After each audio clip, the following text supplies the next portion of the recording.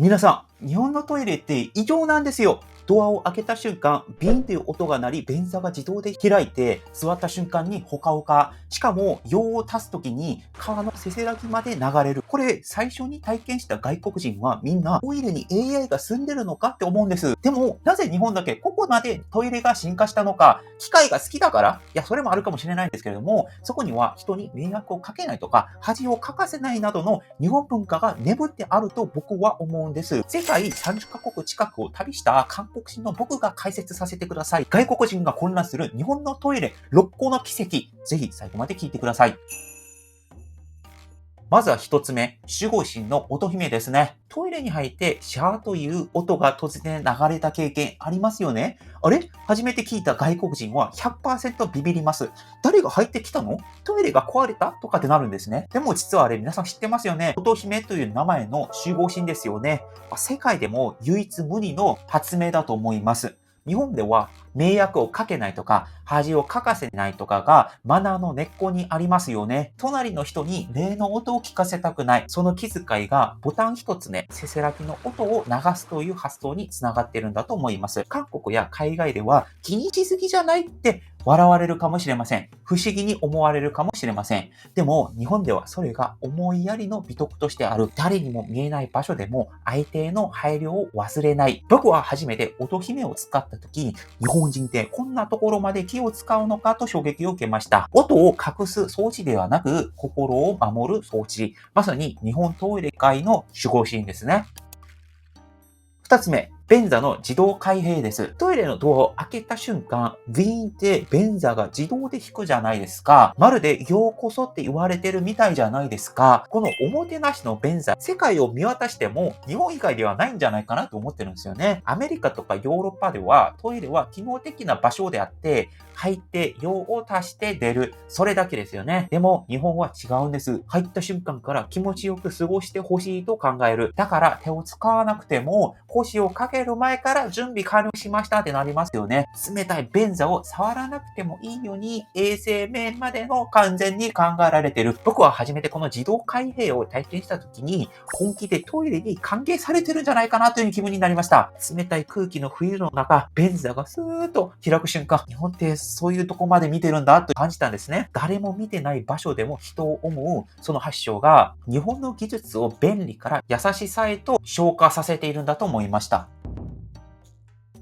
三つ目の話ですね。冬の暖房便座ですね。これはマジで革命ですね。僕が日本のトイレで一番感動した瞬間がこれなんです。真冬の朝6時とか、もう氷のより冷たい空気の中、眠い目をこすりながらトイレ行くじゃないですか。トイレ座ったら暖かいじゃなるじゃないですか。あの感触、世界中どこを探しても、あんな優しさ、あんなもう感動ないですよね。考えてみてください。便座を温めるという発想、どこから誰がどうやって出てきたのかって僕気になったんですよ。この人のお尻を守ろうと思ったのが、0から1の瞬間が大変じゃないですか。存在もしなかった発想を見逃さずに、あったらいいなっていうことを技術、現実に落とし込んだっていう結晶ですよね。僕が韓国にいた頃とか、世界旅でヨーロッパいた時とか、冷たい便座当たり前で、これはもう数学の1プラス1イコール2くらいで、トイレの便座は冷たいという公式なんですが、冬になると座るたびにヒヤッとする冷たさですが、電気椅子みたいな感じですが、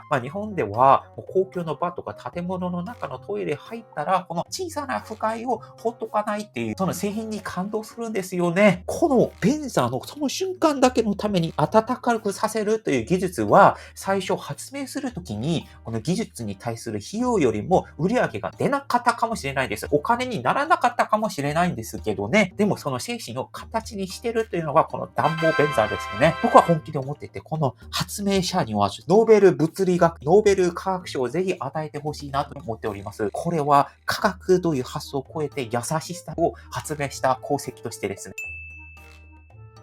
ね。ね。4番目の話はですね、トイレットペーパーの安心感なんですけれども、日本のトイレ入るとですね、皆さん考えてみてください。トイレットペーパーが4つも5つもストックされていますよね。これ世界的にレアだと思うんです。ほとんどの国とか、1つとか2つのロールぐらいだと思っていて、それすら切られていることも珍しくないかもしれません。日本じゃ充電スピードとかも速いじゃないですか。次の人のために4つ5つまで置いといて、あなた運転するときにはもう気持ちよくしてくださいという精神が見られているじゃないですか。これいいと思います。でさらに驚くっていうのは、盗まれないという信頼でありまして、海外ではですね、トイレットペーパーが盗難されるから、箱に入ってたりとか、ロックかけられたりとかするんですけれども、日本はとうとうと4つ5つぐらい置いてある時ありますよね。この人を信じる社会とか、全般的に盗まないってことがあると思います。もちろん日本でも盗む人があるということは僕もよくわかっていますし、盗まないでとそういう張り紙もたくさん見たんですけれども、頻度的に他の国に比べれば確率的に低いという話をしています。こういうふうに信頼につながって安心して様子ませるって、もう本当にいいことですよね。もうこの語彙力が足りないですよね。いいことですよね。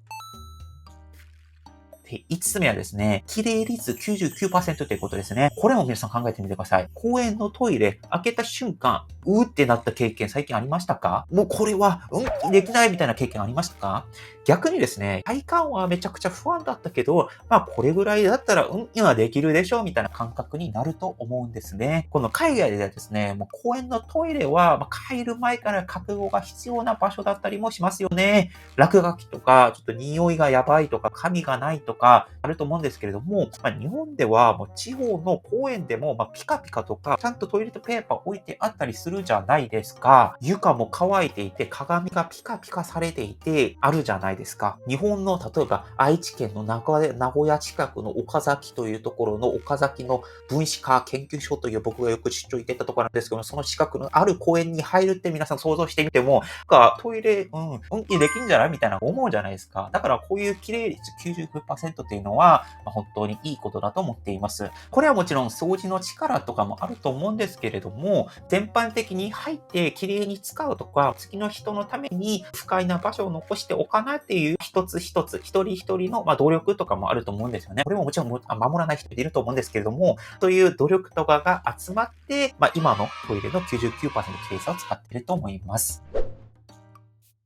6個目の話ですね。無料で使えるってことです。皆さんはトイレにお金使ったことありますか？ないですよね。おそらく日本では。コンビニでも駅でもデパートでも当たり前に無料。お金使ってなくても、すいません、ちょっと我慢できないんですけどって言ったら使わせてくれる場合あるじゃないですか。ヨーロッパに旅したことある人わかりますよね。パリとかローマとか有名な観光地では、一回使うだけでもう100円、わざわざそのコインを出して入れないといけないってことですよね。しかも支払って吐いても決してピカピカじゃない場合もあって、古びた便座あったりとかしますよね。それでも人々は文句を言わない。文句言わないのが普通ですよね。だって場所代とか清潔代として当然っていう認識ですからね。でも日本は、こういう風景が違うじゃないですか。無料で使って綺麗で、機能も最新で、誰でも使える公共税でありながらおもてなしの聖戦まで雇っている。これを可能にしているのは、もちろん裏の掃除のスタッフの皆様だったりとか、それを公共の場として使わせてくる区役所だったりとか、そして店舗の中でお客様のトイレをきれいにして提供するという姿があるじゃないですか。そういう一つ一つの意識があるというふうに思います。僕思うんですけれども、日本のトイレって、皆さんトイレなんとなく皆さん使ってるんですけれども、無料のサービスでありながらも、信頼のインフラなんじゃないかと、お金で買えない安心というのが、きっとそこにはあると思います。最後にですね、どうしても伝えたい話があって、日本のトイレって絶対当たり前じゃないですよ。皆さんチェイしてください。ボタン一つで音が流れるのも、自動で蓋が開くのも、便座が温かいのも、髪が切れないのも、全部誰かの努力とか思いやりが積み重ねてあると思うんですよね。掃除をする人とか、設計をする人とか、そして汚さずに使う一人一人、その見えない努力の上で、